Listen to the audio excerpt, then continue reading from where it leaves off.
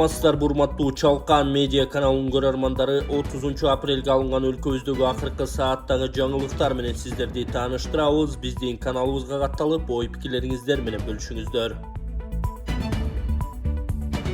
Бишкектик мушкер Анваржан Ходжиев Дүйнө кубогунун коло байге ээси болду. Foz do Iguaçu шаарында Бразилияда 2026 жылдагы бокс боюнча Дүйнө кубогу өтүп, анда спорттун жекеме-жеке күрөш түрлөрү боюнча тарбиялануучусу Анваржан Ходжиев коло медаль жеңип алды. Бул тууралуу мэриядан кабарлашты. 50 кг салмак категориясында күч сынашкан спортчу мелдешти ийгиликтүү баштап, Азия чемпионатынын 2026 жылдагы күмүш байгеси япониялык мушкер Даичи Иваяны жеңди. Шерик финалда Ходжиев Австралиянын өкүлү Омер Изаз менен беттешип, калыстардын 3-2 чечими менен жеңишке жеткен. Жарым финалда финалга чыгуу үчүн болгон кармашта кыргызстандык спортчу Азербайжандын өкүлү 2025 жылы Астанада өткөн Дүйнө кубогунун коло байгеси жана ABA версиясы боюнча дүйнө чемпиону Субхан Мамедов менен беттешип, калыстардын чечими менен 1-4 менен жеңилип калган. Жыйынтыгында Анваржан Ходжиев дүйнө кубогунун коло медалын багындырып, бул анын эл аралык аренадагы эң жогорку жетишкендиги болуп калды.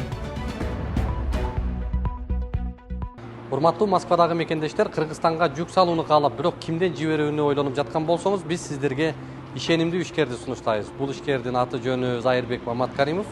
12 жылдан бери иш алып барган командасы сиздин аманатка кыянатты кылышпайт.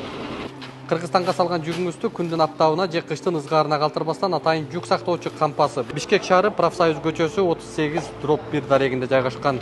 Жүктү Москванын бардык жеринен өздөрү алып кетет. Алган жүктү Кыргызстандын 7 дубанына жеткирүүнү да кепилдешет. Кыргызстанга жумасына 2 машина жиберилет. Жүк баасы көлөмүнө жараша 500 рубльдан өйдө баланат. Дареги Нижегородское метросу, Перовское шоссе 9, строение 7. Байланыш номерлери +7 926 788 70 70, +7 929 624 63 64. Министрлик быйыл акыркы коңгуроо 29 майда кагылаарын эске салды. Быйыл өлкөдө акыркы коңгуроо салтанаты 29 майда өтө турганын агартуу министрлиги эске салды. Ведомствонун маалыматында аземге карата бүтүрүүчүлөрдөн жана ата-энелерден акча чогултууга тыюу салынганы айтылат. Ошондой эле мектептен тышкары кошумча иш-чараларды уюштурууга, фейерверк, жарылуучу же кооптуу техникалык каражаттарды колдонууга уруксат берилбейт. Адатта акыркы коңгуроо 25 майда белгиленет, бирок бул жолу жазгы каникулдар узартылгандыктан жылды.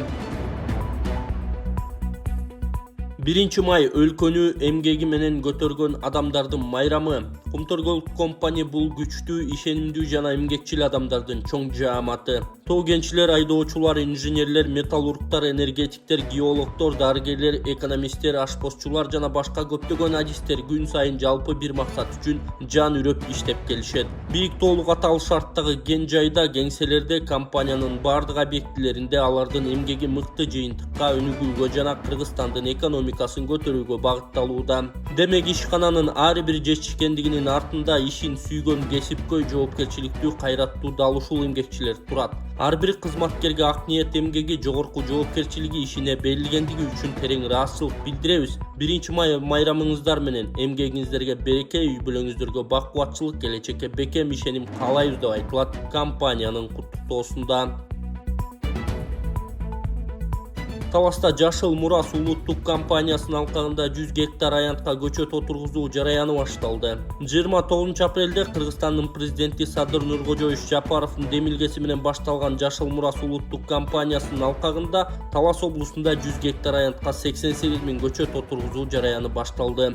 Бул тууралуу Кыргыз Республикасынын президентинин Талас облусундагы ыйгарым укуктуу өкүлү Эрмат Жумаев билдирди. Жашыл Мурас улуттук компаниясы урматтуу президентибиздин демилгеси менен 2022 жылы башталган. Жашыл Мурас улуттук өнөктүгү президентибиздин демилгеси менен 2022 жылы башталган. Анын алкагында жыл сайын миллиондогон көчөттөр отургузулуп келет.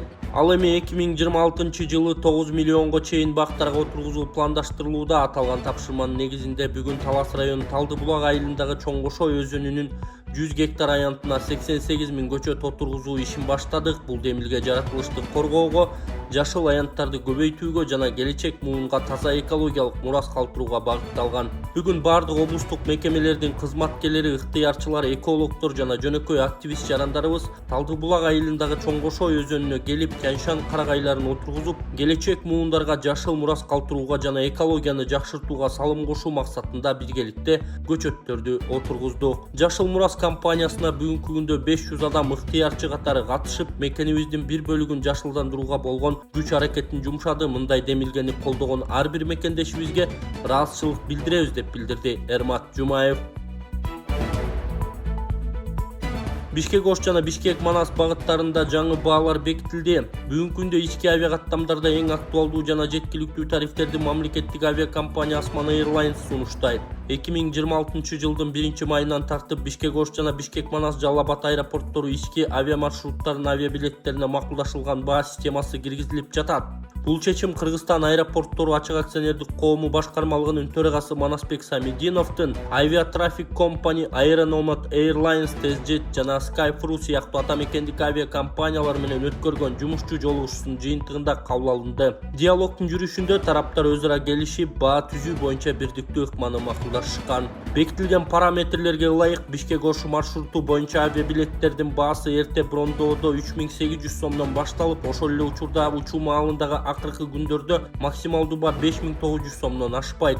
Бишкек-Манас Жалал Абад аэропорту маршруту боюнча баштапкы баасы 3500 сомду, ал эми максималдуу баасы 4100 сомду түзөт. Авиакомпаниялар өз тарабынан белгиленген чектик баалардан ашууга жол берилбестигин ырасташты. Мамлекеттик авиа ташуучу Osman Airlines мындан да жеткиликтүү баа саясатынын карманына тургандыгын өзүнчө белгилеп кетүү керек. Алсак Бишкек-Ош багыты боюнча максималдуу баа 5500 сомду, ал эми Бишкек-Манас багыты боюнча 4100 сомду түзөт.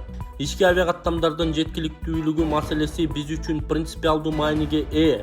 Бекитилген тарифтерди киргизүү ички авиа ташуу рыногун турукташтырууга, баалардын кескин өзгөрүшүнүн алдын алууга жана жүргүнчүлөр үчүн ачык, айкын, түшүнүктүү шарттарды камсыз кылууга мүмкүндүк берет деп белгиледи Манасбек Самидинов.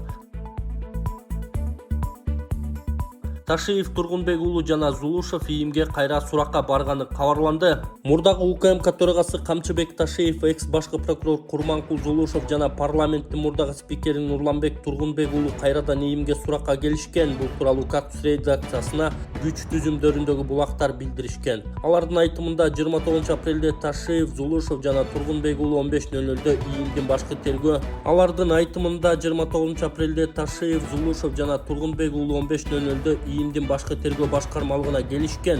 Булактар билдиргендей, алар ИИМде сурак берип анан кайра чыгышкан.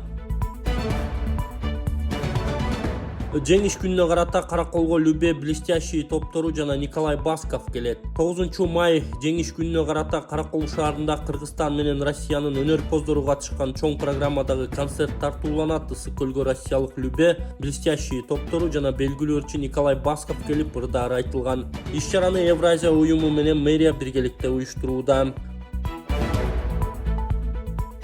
Диализ аппаратта жатат экен, ушинтип бөйрөгүнөн пересадка болуш керек экен. Жана ошондой эле көзү көрбөйт экен эженин. Оңдар колуңуздардан келишинче жардам берип, айыгып кетишине себепчи болуп калыңыздар. Бул жакта Жумагүл эже 30 жашта, ушул 5 жылдан бери ушул оору менен жабыркайт. Жакта апасы сахарный диабет бар экен, бөйрөгү иштен чыгып ушу диализде, анан көзү дагы көрбөйт. 3 оору менен Алла таала ушундай бир сыноо беришиптир. Биз дагы да кабар алып турабыз. Бул жакта ушинтип эжеке ушул өзүн биле албай жатат. Успокаивающий берип койду азыр, Успокаивающий кол менен жатат да, аппараттан кыйналып атат.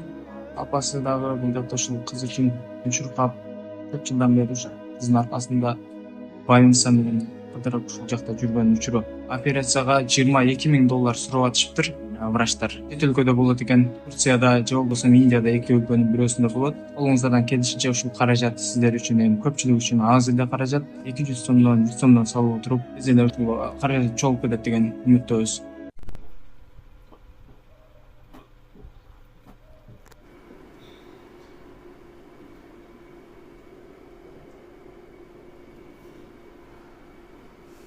Ташиевке 2 оор берене менен айып тагылды. УКМКнын мурдагы жетекчиси Камчыбек Ташиевке бийликти басып алуу аракети жана кызматынан кыянат пайдаланууга байланыштуу 2 айып тагылды. Муну президенттик шайлоону быйыл өткөрүү демилгесин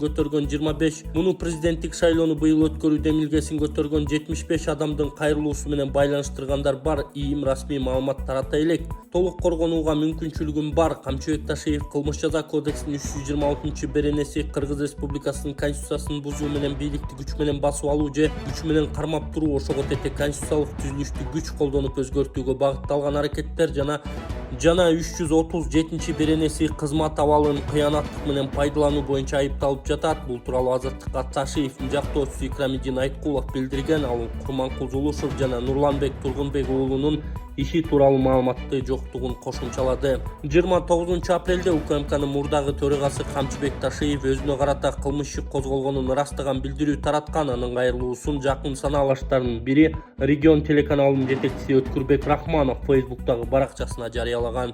Бүгүн эртең менен маалымат чыккандан бери көптөгөн адамдар тынчсызданып жатканын билдиришүүдө. Бул кылмыш иши боюнча менин юридикалык жактан толук коргонууга мүмкүнчүлүгүм бар жана Аллахым буюрса менин эч бир күнөөм жок, акталып чыгам. Кимдин күнөөсү болсо ал жазасын тартат, ал эми таза болсо акталат. Себеби мамлекетибизде акыйкат сот системасын түзүүгө мамлекет башчыбыздын аракеттери көрүлгөн. Мисалы 25 адамдан турган кемпир-абадчылар да акталышты. Ошондуктан баарыңыздарды мыйзамдын чегинде гана болууңуздарды суранамын. Эч кандай коомдук же башка адамдардын кыймыл-аракеттеринин зарылдыгы жок деп эсептейм, деп жазылган Ташиевдин кайрылуусунда. Бул Ташиевдин соңку саясий окуялары жана жакындарына байланышкан иштер тууралуу биринчи ирет берген комментарийи. Тургунбек уулу ички иштер министрлигине сурак берип жатканын Азаттык анын бир тууган иниси Жыргалбек Шакиев тастыктаган, бирок кайсы иш боюнча чакырылганына кабарсыз экенин айткан.